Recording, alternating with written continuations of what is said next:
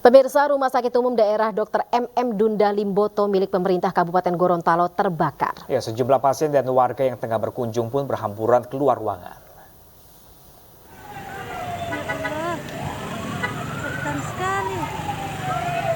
Rumah Sakit Umum Dr. MM Dunda Limboto di Kabupaten Gorontalo mengalami kebakaran hebat.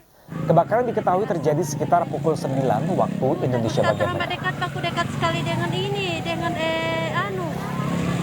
apa dulu, pintu gerbang.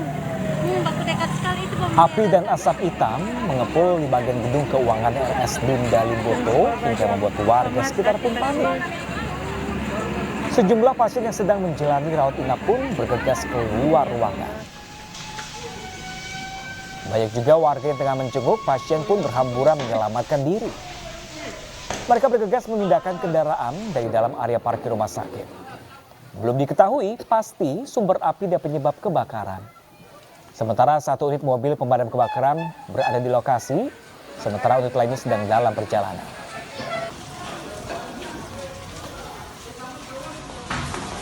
Kebakaran, bro.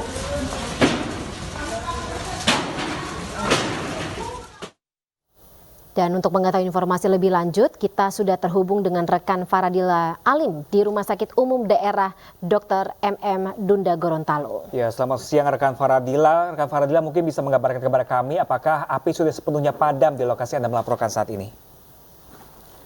Baik, selamat siang Pram dan Fani.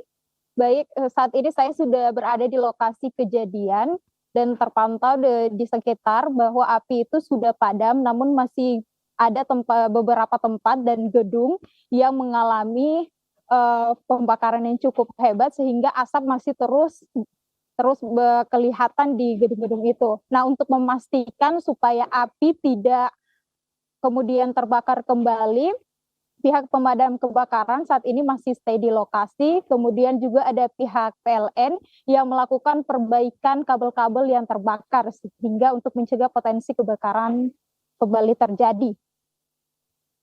Oke, ya, Fani dan Pram, saya informasikan bahwa untuk gedung yang terbakar itu ada sekitaran 5 gedung yang kemudian titik api itu diduga berasal dari kantin yang berada di dekat Rumah Sakit Dunda Limboto yang menjalar kemudian hingga ke gedung keuangan. Gedung-gedung yang terbakar itu dari gedung Bina Program, kemudian gedung keuangan, gedung logistik, teknik medis, dan laboratorium.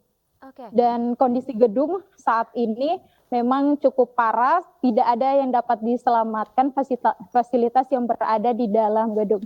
Baik, Pram dan Fani, saya akan mengajak juga pemirsa yang di rumah untuk melihat keadaan lokasi kebakaran saat ini.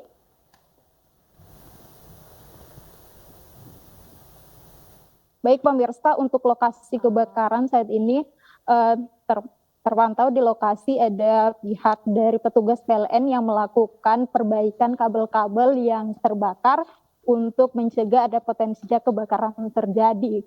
Dan saat ini kita lihat bahwa tidak ada barang-barang yang terselamatkan dari gedung-gedung yang terbakar, semua hangus terbakar, namun api sudah padam meskipun masih ada asap-asap yang ditimbulkan dari bahan-bahan yang mungkin cukup mudah terbakar sehingga dengan angin yang cukup keras yang berada di lokasi ini, pihak pemadam juga masih cukup stay di tempat untuk memantau lokasi kejadian. Untuk itu laporan dari saya kembalikan ke studio.